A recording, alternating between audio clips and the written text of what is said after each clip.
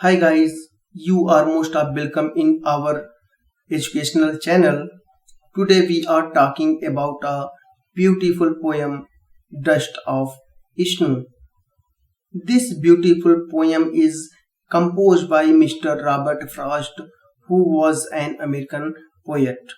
And you can see in this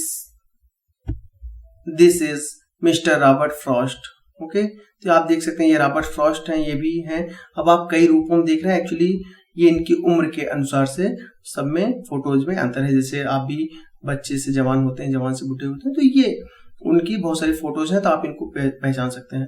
तो आप एक बार फोटोज में देखे रहेंगे तो आपको इनके बारे में जानना बहुत ज्यादा आसान हो जाएगा. ओके, बताते हैं कि एक दिन वो बहुत परेशान थे और अपनी परेशानी से बचने के लिए वो घर से बाहर जाते हैं. वहां पर एक पेड़ होता है और वो पेड़ होता है हेमलॉक का पेड़. उस पेड़ के नीचे बैठ करके कुछ विचार कर रहे होते हैं कि अपनी परेशानियों से कैसे बचा जाए, जो जीवन की समस्याएं हैं उनसे कैसे निपटारा किया जाए. तो यही सब विचार कर रहे थे मिस्टर रॉबर्ट फ्रॉस्ट और अपनी परेशानियों को झेल रहे थे. तभी क्या होता है, उनके साथ क्या घटना घटती है, उस घटना की यहाँ पर चर्चा करते हैं. ओके, तो हम लोग चलते हैं इनके पहले पैराग्राफ पर. The way a crow shook down on me the dust of snow from a hemlock tree.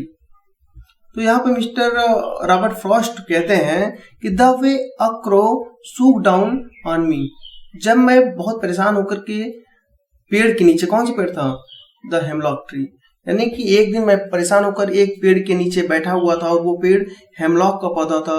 Actually hemlock का जो पौधा होता है वो बहुत पॉइजनस होता है, बहुत ही ज्यादा जहरीला पौधा होता है.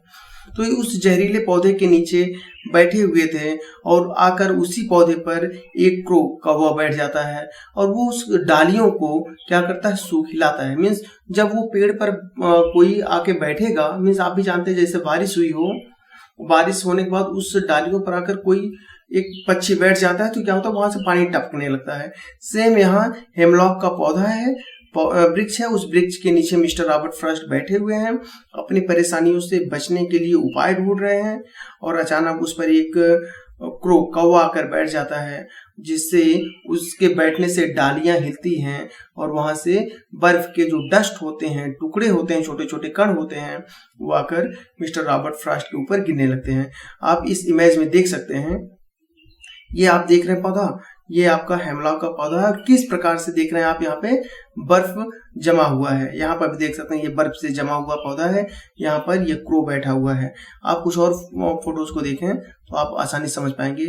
यहाँ पर देख सकते हैं ये पौधा है, पेड़ है और इस पेड़ पर ये कौवा बैठा हुआ है और यहाँ पर पूरा बर्फ छाया हुआ है. यहाँ पर भी आप सेम वहां पर. अब जैसे ये क्रो आके यहाँ पे बैठता है और इसके हिलने से जो बर्फ जमी हुई है ये बर्फ नीचे गिरने लगती है. और जब ये बर्फ नीचे गिरती है तब आपके रॉबर्ट फ्रॉस्ट महोदय को होश आता है कि वो जहरीले पेड़ के नीचे बैठे हुए हैं और वो फिर क्या रिएक्ट करते हैं वो बताते हैं. Has given my hurt a change of mood. और अब तक जो मेरे हृदय में बहुत दर्द था, समस्याएं थी, उन समस्याओं से अचानक मुझे काफी चेंज हो जाता है और मेरा पूरा मूड बदल जाता है. मीन्स मेरी जो विचारधारा थी, मेरी सोच थी, वो जो मैं अब तक टेंशन में था, वो सब टेंशन मेरे हृदय से निकल गया और मेरा जो अब तक दुखपूर्ण मूड था वो कन्वर्ट हो गया हैप्पी में.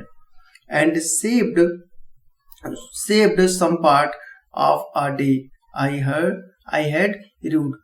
मीन्स कह रहा है कि मैं बहुत परेशान था और उस परेशानी के कारण आई हैड र्यूड, मैं अपने समय को बहुत ज्यादा बर्बाद करके रिग्रेट कर सकता था. र्यूड मीन्स रिग्रेट करना.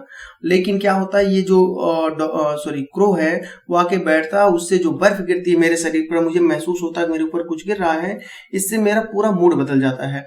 And saved some part of a day, और मेरे दिन का जो अन्य समय था, मीन्स जैसे मान लेते हैं मैं सुबह 9 बजे बैठा हुआ हूँ, तो 9 बजे के बाद जितना भी समय है वो समय उनका अच्छा हो जाता है. क्योंकि पहले वो बहुत डिस्टर्ब होते हैं, लेकिन यहाँ से उनका मन बहुत खुशनुमा हो जाता है और कहते हैं आई हैड र्यूड, अगर ऐसा ना हुआ होता तो मेरा पूरा समय बर्बाद हो जाता और मैं इस घटना पर रिग्रेट करता रहता है.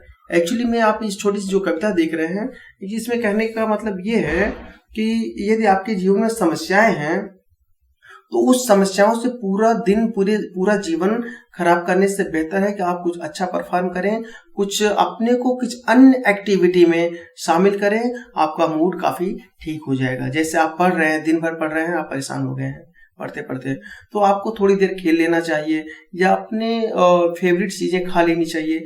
इससे क्या होता है, आपका मूड थोड़ा सा जो डिस्टर्ब होता है वो फ्रेश हो जाता है। ठीक, तो इस तरह से यहाँ पर बताते हैं मैं बहुत परेशान था और बचने के लिए मैं हेमलॉक ट्री के नीचे बैठा था। एक्चुअली में हेमलॉक ट्री एक पॉइजनस पौधा है और उस पौधे पर आकर के एक क्रो बैठ जाता है, उससे जो बर्फ गिरती है वो मेरे शरीर पर महसूस होती है और मेरा मन खुशनुमा हो जाता है। चूंकि मैं अब यहाँ पर कौवे की एक्टिविटी को देखने लगता हूँ, कौवा किस प्रकार से बिहेव कर रहा, कैसे उड़ रहा, कैसे चोंच लगा रहा है, फिर बर्फ कैसे धीरे धीरे मेरे ऊपर गिर रहा ऊपर से आकर, फिर मैं कैसे आंखें बंद कर रहा हूँ। यहाँ पे वो इमेजिन करने लगते हैं मिस्टर रॉबर्ट फ्रॉस्ट। और इस प्रकार से आपकी कविता समाप्त हो जाती है और आपको एक सीख देती है कि आप लोग भी अपने जिंदगी में कुछ ऐसे पल को कंप्लीट करें जो डिस्टर्ब से है, उसको हटा करके उसको अपने हैप्पीनेस में कन्वर्ट करें, अपनी छोटी छोटी चीज़ों के द्वारा, कभी नेचर के द्वारा, कभी हवाओं के द्वारा, कभी पक्षियों के द्वारा, कभी नदियों के गीत द्वारा। तो इस तरह से बच्चों के खेल द्वारा अपने मूड को आप ठीक कर सकते हैं, बहुत सारे चांसेस होते हैं। Okay, thank you guys. तो अब इस तरह से हम ये चैप्टर हमारा समाप्त होता है और हम नेक्स्ट चैप्टर में आपसे मिलते हैं। Thank you guys.